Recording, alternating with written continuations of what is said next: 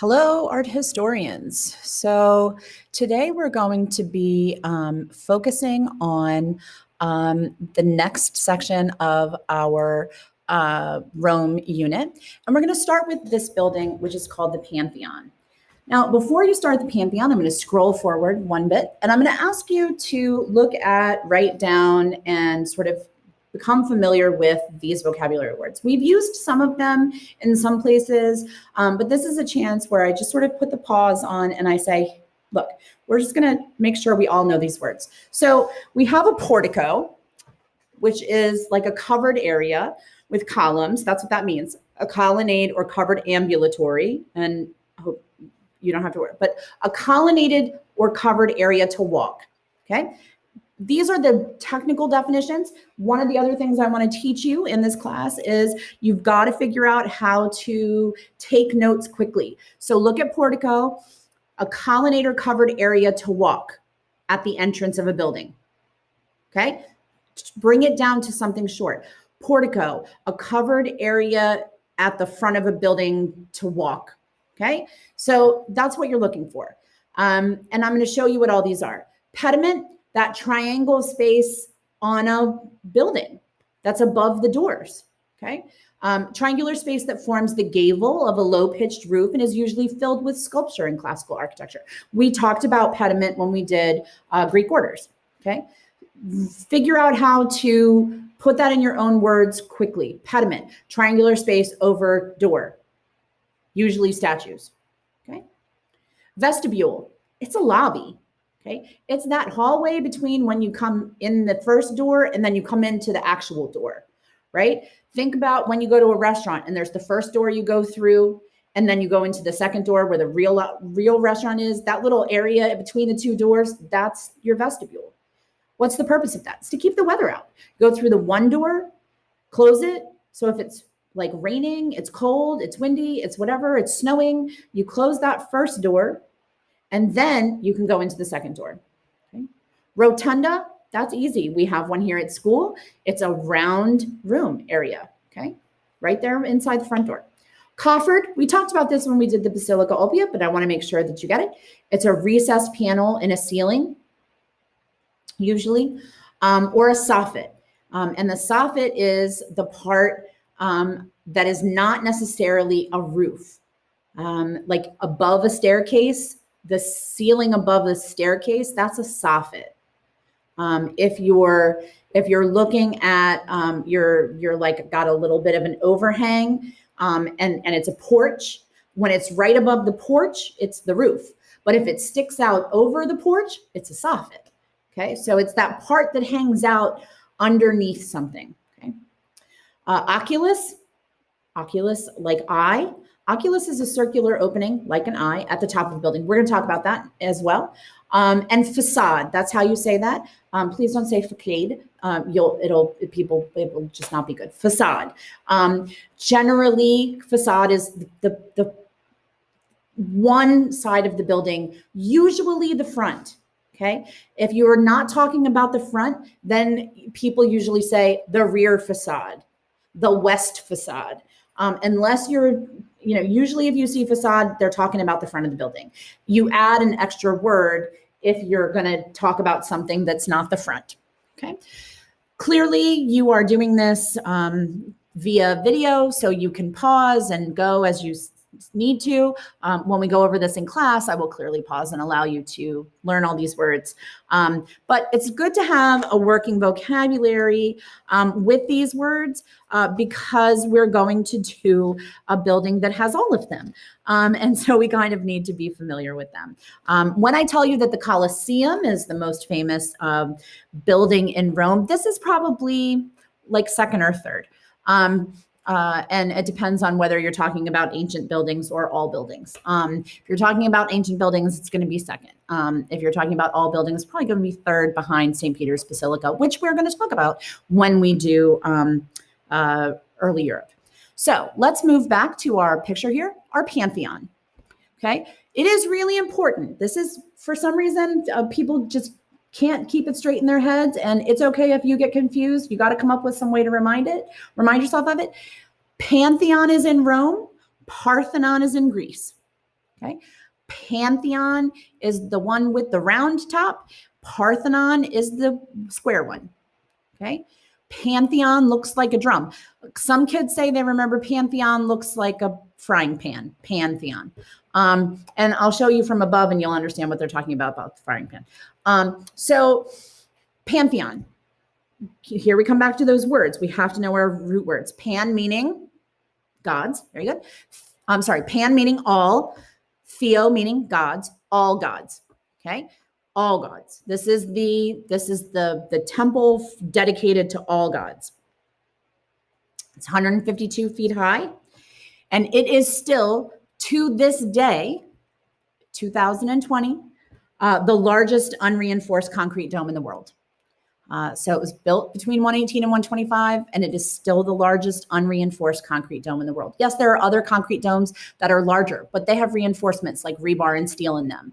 This is the largest dome in the world made of unenforced concrete, okay? Unreinforced concrete. Doesn't have any steel in it, doesn't have any, it's just concrete.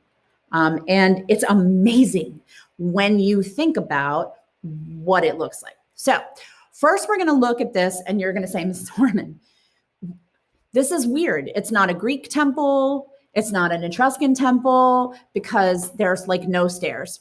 And this is when I tell you, oh, children, there were stairs.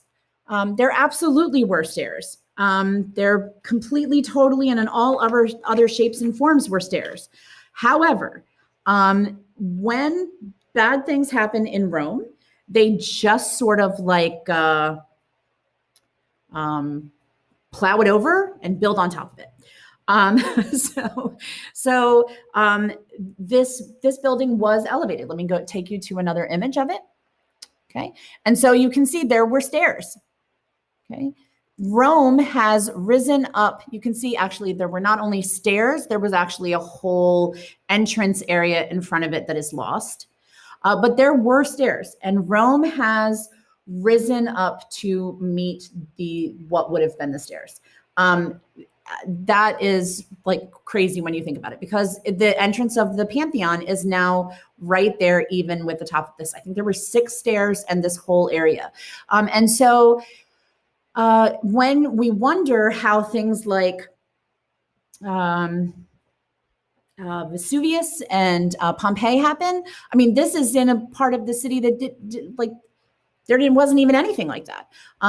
This was built after, but it has also been eaten up by Rome. They need to put down different road, they build on top of what was there.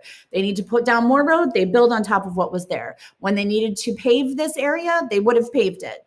And then if it needed to have more paving, they would have put these bricks on top of it. And so literally the level of Rome has risen about 2 feet, 2 to 2.5 feet to meet that entrance right there. So it's very strange. So what you're looking at is, here we go with our vocabulary. Let me make sure I have my vocabulary sheet out so that I can remember to go over all of the words with you. So I'm getting out my paper that you just wrote down. Okay, so this entrance port right here is a portico, right? There's a colonnade, a row of columns. We did that in Greece. We did a colonnade, okay, that allows you a place to walk. So this is our portico. What's the purpose of a portico? Well, really, a portico offers people a place to gather out of the weather, out of the sun, out of the rain. It allows you a place to gather before you enter. So if you, this is a temple. So maybe if you saw your friend before you went into the temple, you want to chat for a minute, you can chat out here on the portico. Or you come out of, the service where you're, going to the temple and you want to say goodbye to your friends before you go to lunch and they go to lunch, you can stand here and talk at the temple. You went in to worship at the temple and the weather was fine and you come out and the weather is raining, you can stand here out of the rain for a few minutes to give the storm a chance to pass. So that's what that portico is. That's its purpose. That's its job, is to allow you a place to enter and stay out of the way.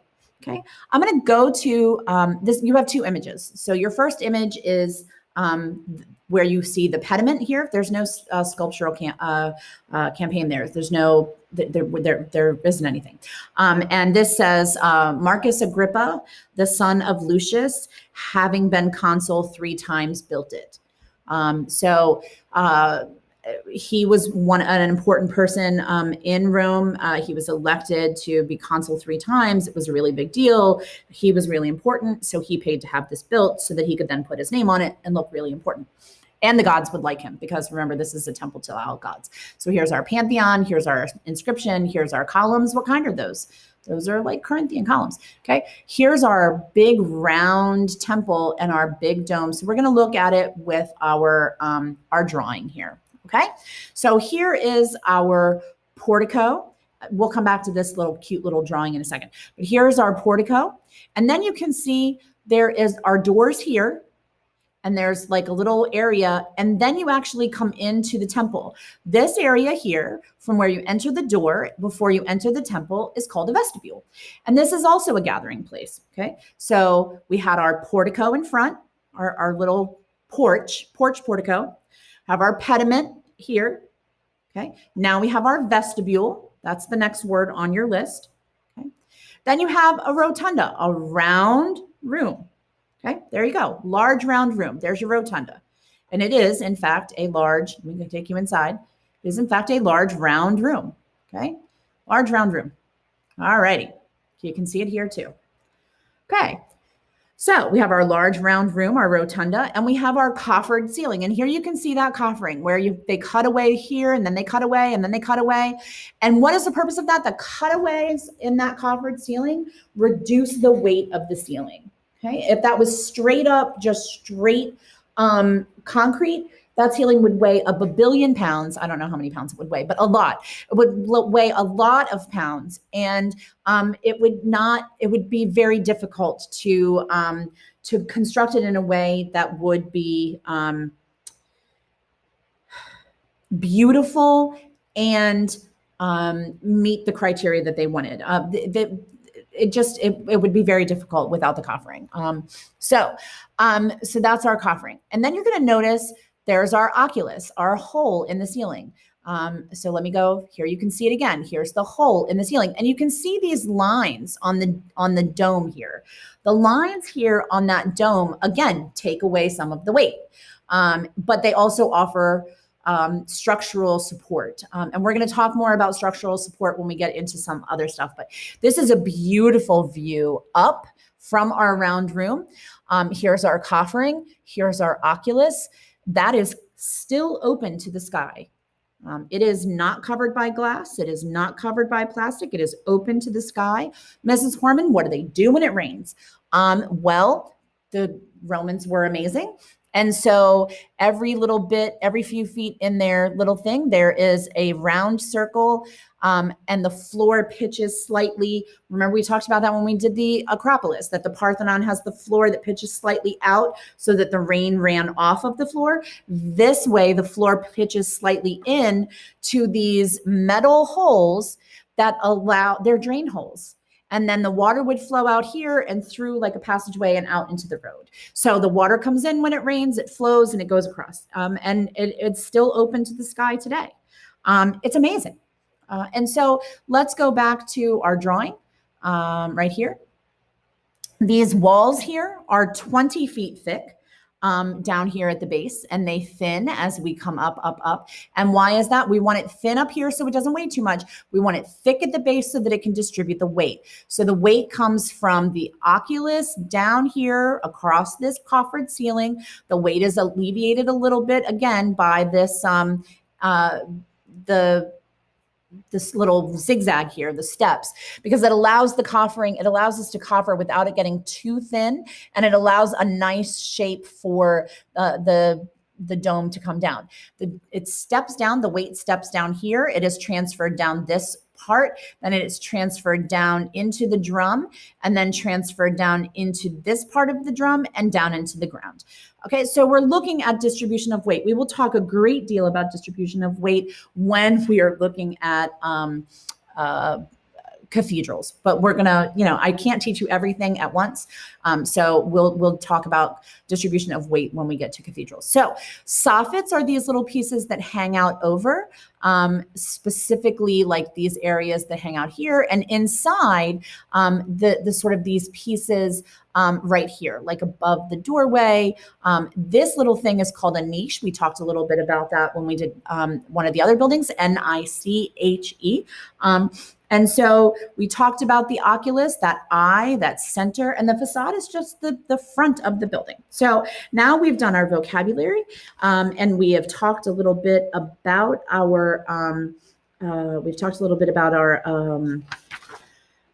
Pantheon inscription to Marcus Agrippa.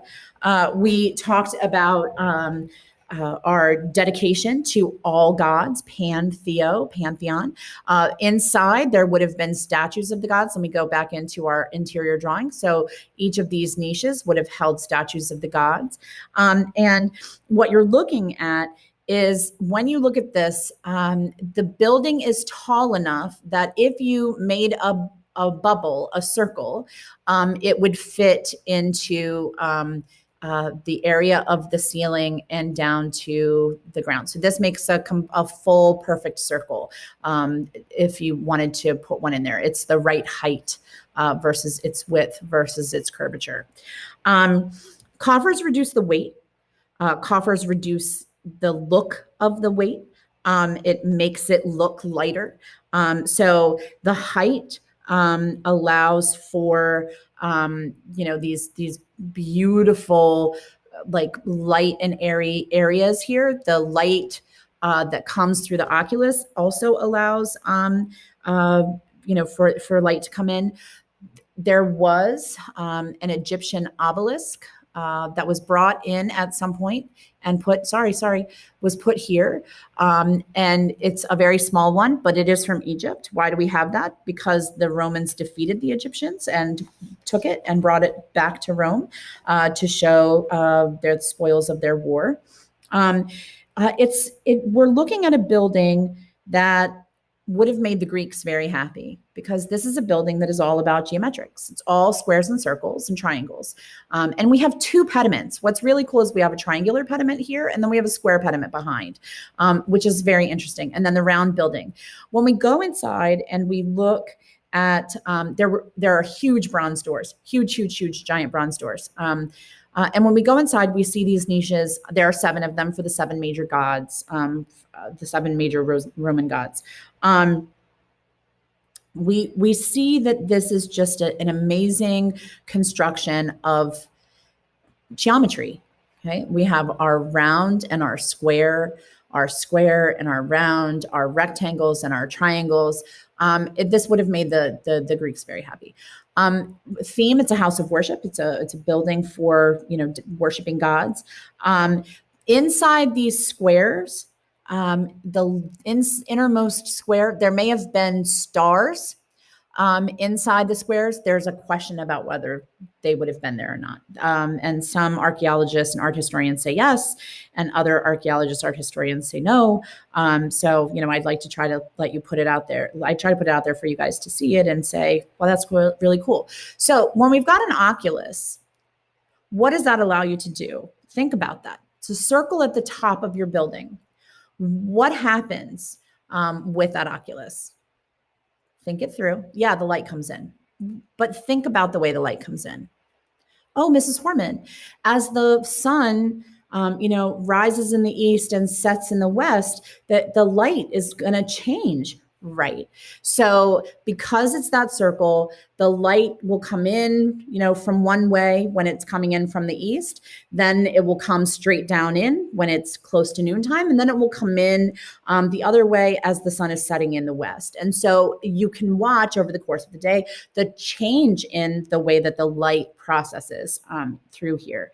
It's a stunning building. It is considered one of the greatest constructions to exist. As I said, there is nothing on the earth that has been built that can beat this dome. It is still the largest unreinforced concrete dome in the world. And when I get to the end of this, I will probably attach to the end of this video the Khan Academy video on the Pantheon in case you want to watch it. So we're going to do our last piece of Roman construction or Roman art. And we're going to go to the Ludovisi battle sarcophagus. So this guy is really cool. I really enjoyed this. And we get a new vocabulary word. We have, I think we've used it before, but I'll use it again. It's called horror vacui, HORROR, horror vacui, VACUII. And that is any object that is completely filled, totally covered with sculpture. And so when you think horror vacui, you can apply that to some other pieces that we have done. I cannot teach you every vocabulary word when I use it for the very first time, because then we'd never get anywhere. But when you think about it, you can think about the column of Trajan. The column of Trajan is completely covered. So that's horror vacui. And so you're looking at an object that is completely covered with art. We usually use it to describe sculptures that are completely carved all over, but you can actually use it to describe paintings, and usually more modern paintings. And we will talk about that as we get a little further in. So 250 CE. Okay, we're looking at a piece that is all marble. It's a sarcophagus, so of course you can compare it to the sarcophagus of the spouses. It's a battle scene, so you could compare it to the standard of ore and the column of Trajan. It's completely covered in sculpture, so you can compare it to the column of Trajan. So that's what you want to start doing as you're going through this. You want to start with every piece. What can I compare it to? What is it similar to? If I'm given a question on the AP exam that asks me to compare two objects, what two things can I think of? And if you're constantly thinking as you're going through the whole course, what is this similar to? Then if you get asked that question on the AP exam, you'll be able to do it in a second because you've been doing it for a year. And so that's one of the things you want to look at. So it's marble. It is the battle between the Romans and the barbarians, also called the Goths. And, you know, what you're looking at is very clearly sophisticated Romans fighting very clearly not sophisticated barbarians or Goths. And it comes down even to what they look like. It comes down to the way their hair is portrayed. It comes down to the way their facial features are portrayed. And we're going to get into that in a little second. The Romans, though, do look very serious. They look very noble. They look very sophisticated. They have on their uniforms. They all match. Okay. The enemy looks, they look almost like caricatures. Like if you were to have your caricature done at, you know, King's Dominion or Hershey Park, their noses are super fat. Their hair is super wild. They're all making these ridiculous faces. They're dirty. And then you clearly get your centerpiece here, your youthful general, Ludovisi, clearly. Because this is his battle sarcophagus. He is young. He doesn't have any weapons and he doesn't have a helmet and he's just out there leading his people. Why would you go into battle with no helmet, no weapons? Well, really because you're crazy. But on this, it's because it's trying to show his power, his seriousness, his invincibility. Clearly he's not too invincible because he's dead, but his invincibility at the time of the battle. He was not killed in battle. He died after. So we see his seriousness in the moment of battle. We see that moment where he's making a decision. We see the interaction between the people. We see the people and the horses. Oh my goodness, Mrs. Horman, isn't this like the Alexander mosaic at the House of the Fun? It is. Okay. Look at how he looks and think about what Alexander looks like on that floor with those horses as Darius is running away and he's afraid and the horses are trampling on the dead bodies. I mean, it's really very, very similar. So you have people that are, you know, at the bottom and they're made to look smaller and the people at the big are made to look bigger. And it's sort of an odd perspective, but we'll talk about perspective a little bit later. But we definitely see these decision-making moments. We see these interactions between people. We see that the shields and the horses help to bring your eye to a particular place. So like this horse here brings you to like the horse and the hornblower. This horse here helps bring you to this little section right here. This shield brings you to this section right here. This shield brings you to this section here. This horse, shield, and horse helps to identify him.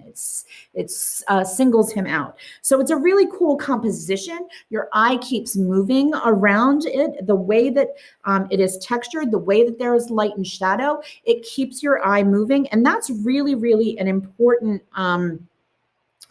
piece of this. It's stunning because your eye's not quite sure where to go. Usually when we're dealing with artworks, the artwork tells us exactly where to look. We have a focal point, or it's told in a straight line, or it's told in registers, and we know when to look at which piece. This is confusing. And there are lots of different pieces, and there are lots of round pieces that make our eye move in sort of a round way. Our eye comes here to this horn and it brings it around, that then brings us back down to these guys, that then brings us around to this horse. And then this line brings us down here to this horse's head, which then this is what, we'll talk about it much later, but it's a kind of composition that this sort of layered composition and layered forms becomes very popular centuries from this time. We're looking at the time period in Rome where some people are being buried and some are being cremated. And so the sarcophagi, become very large in order to contain a body, and also because these are family sarcophagi. They're very big, and they would hold usually several people from a family. Now, it's also a really important thing is that look at Trajan's column, look at this piece, and look at how often the Romans are at war. And this, if you know your modern world history and you know your ancient world history, you know that all of this war with the Dacians and the barbarians and the Goths and the Greeks and the Egyptians and it leaves Rome in a very bad place. It leaves Rome very weak. This hints at sort of the instability in the Roman Empire. And as the Roman Empire itself is very unstable, the art becomes unstable. This is not a really defined artistic style because there's a lot going on. And that's okay. But what I'm saying is it shows instability in an empire often results in instability in artwork. The unsureness of what is going on often makes artists unsure of how to depict the things that they want to depict. This is definitely a break from the standard style of antiquity. We have bodies on top of bodies on top of bodies on top of bodies. It's definitely not these piles of people piles on and the very depth of the relief. Think about, this is that deep relief again, that high relief, okay? Like the Temple of Athena and Zeus at Pergamon. But while it is high relief, it's wild. It is not done in the sort of linear way that we see used in the Temple of Athena and Pergamon. It's just very different. And so what we begin to see here is the breakdown of what we will consider the ancient civilizations, and we will go into what we call early antiquity. So that is the end of our Ludovisi battle sarcophagus, except for this area where I'd like to show you your theme. Your theme is relief. Your theme could also be battle scenes. Your theme could also be sarcophagi. But I want you to zoom in on the clearly, fine, handsome young face of this soldier and this soldier. And then look at this, look at the eyes here. Look at the nose. Look at how they look almost, I always feel like they look a little bit like goblins. Look at this guy here. they're meant to depict the enemy, but they depict the enemy in a way that is just almost not even realistic. It goes outside of the bounds of what we would consider, realism. So I'm going to, I think that I forgot to open that document, but I'm going to go here, going to go to Khan Academy, Pantheon, all gods, right? Not Parthenon, Pantheon. And we're going to go to this, hopefully. It's going very slowly today, but that's okay because we're done for the day. And if you want to turn the video off, you can. But we're going to watch the video portion on the Pantheon with our favorite people, Dr. Beth Harris and Dr. Steven Zucker. And they're going to walk you through this. It's 8 minutes long. You're welcome to stay and watch it. If you've already, you feel like you understand the Pantheon, awesome. You can even check yourself and take the Pantheon practice right here and see if you really feel like you learned what you need to learn. I'm going to go to full screen on this, and I'm going to hit play and let you watch the Pantheon, and I'll see you next time. We're standing in the piazza, the square in front of the Pantheon. This is the best preserved ancient Roman monument. And yet, look at the sense of age. Look at the weathering. Look at the way in which its history is revealed through its surface. It's been attacked. Its original bronze fittings have been ripped off. Look at the numerous holes, for instance, in the pediment that tell of all of the different purposes that this building has been put to. Originally a temple to the gods, then sanctified and made into a church. Now, of course, it's also a major tourist attraction. This is a building that has had just a tremendously complex history, and you can see it all over its surface. We're seeing it very differently than anyone in antiquity would have seen it. In fact, we're standing many feet higher than we would have been in the ancient world. Rome accumulated elevation from the debris of history. Once you would have stepped up to the porch of the Pantheon. Now we actually glide downhill. And the space in front of the Pantheon was framed by a colonnade. The colonnade and the other buildings that would have originally surrounded this building would have obscured the barrel on the side. And so that we would have only seen this very traditional temple front. Exactly. It would have been something very familiar. And the surprise was what happened as you approached the threshold. I have to tell you that I'm absolutely in love with those massive columns. They're supported by these enormous marble bases. They rise up unarticulated without any fluting and then end in these massive fragments of what were originally marble Corinthian capitals. These are monoliths. They're single pieces of stone. Unlike Greek columns, they were not segmented, they were not cut, and they were imported from Egypt, which was symbolic of Rome's power over most of the Mediterranean under the Emperor Hadrian, who was responsible for the construction of this building. So let's go in, let's go under the porch, let's go through those massive bronze doors. We just walked in under the strictly rectilinear porch, and then the space opens up Into this vast circular space. The width of the building and the height of the building completely fills my field of vision.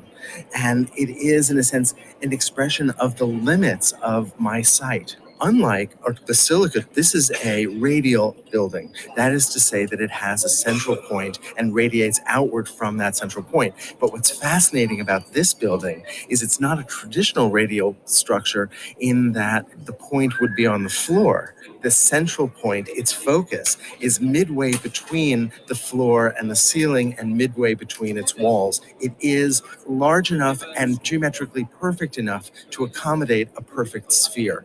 And as soon as you walk in, you notice that there's a kind of obsession with circles, with rectangles, with squares, with those kinds of perfect geometrical shapes. This is a structure that is concerned with the ideal geometries, but it also locates our place within those geometries. But the experience of being in this space is anything but static. No, it's really dynamic, in fact. And one of the causes of that is if we move our eye up the columns, you can see that they're beautifully aligned with the frieze of false windows that are just above them. But then all of that does not align with the dome. That's right. They don't align with the coffers that we see in the dome. What that does is creates this feeling that the barrel that the dome rests on is independent from the dome and almost makes it feel as though the dome could rotate. That complex visual relationship between the dome and the decorative structures in the barrel remind us that this actual structural system here is dependent on concrete and not these decorative columns that we see on the interior. Exactly. There's thick barrel of concrete that supports the dome. Because a dome pushes down and out, Roman architects had to think about how to support the weight and pressure of the dome. And one of the things that's doing that are the thick concrete walls of the barrel. You know, the Romans had really perfected concrete, and this is one of the buildings that shows what was possible. This is shaping space because concrete could be continuous. It could be built upward continuously with wooden forms, which would then be removed and could then open this space up in a way that post and lintel architecture never could. So concrete could be laid onto a wooden support or mold and could be shaped in a way that you can't do with post and lintel architecture. Well, what it does is it allows for this vast, open, uninterrupted space. We walk into the space and we feel free. We are given a tremendous amount of freedom in terms of how we move and how we see through this space. Because of the Roman use of concrete, the idea that architecture could be something that shaped space and that could have a different kind of relationship to the viewer. It is, even now in the 21st century, awesome. The Emperor Hadrian, under whose direction this building was constructed, apparently loved the building and loved to actually have visitors come to him here. One can imagine him even in the back apse opposite the entrance. The Pantheon originally contained sculptures of the gods, of the deified emperors, we think. It really was about the divine. It was about the earthly sphere meeting the heavenly sphere. And also in some way about human perception. Look how rich this surface is. And there would have been much more in antiquity when the coffers probably had gilded rosettes. As we look at the drum, we see colored marble, we see purples and oranges and blues. Remember, these marbles are taken from around the Roman Empire. So this is really an expression of Hadrian's wealth and Hadrian's power. This is the empire being able to reach across the globe to draw in these precious materials. Perhaps the most exciting part of this space is the oculus, because it almost seems to defy reason. How could there be a hole in the center of that dome? It doesn't make sense. Well, it's the only light that comes into this space, with the exception of some light wells in some of the recessed areas, and of course the grill just above the door and the door itself. There is one great window, and my students for years have asked, is there glass? And of course the answer is no. When it rains, the floor gets wet. The perfect circle of that oculus, the perfect circle of the dome. The oculus is critical in the issues that you had raised before. This is a building that in some way is a reflection of the movement of the heavens. And what happens is light moves into this space from the sun. It projects often a very sharp circle on the dome and moves across the floor of the building as the sun moves across the sky, and then eventually creeps up the other side of the dome. And so this entire building functions in some ways almost like a sundial. It makes visible the movements of the heavens and makes them manifest here on Earth. We've been talking about this building as a great monument of the ancient world, but it was admired and copied in the Renaissance, and in fact is perhaps the most influential building in architecture in the Renaissance and in the modern era. I mean, think about all of the different architects that have referenced this building. I'm looking down at the floors and the geometry that you spoke of, the circles and the squares, and I'm thinking about the pavement in front of the Guggenheim Museum on Fifth Avenue in New York. Actually, once you know the Pantheon, you begin to see copies of it and pieces of it everywhere. It's true. The dome especially is perhaps the most copied element, especially with the oculus. You can see that, for instance, in the National Gallery in Washington. You can see it in almost every neoclassical building in Europe and North America. But before we leave, I'd love to go and pay homage to Raphael, who's buried just over there.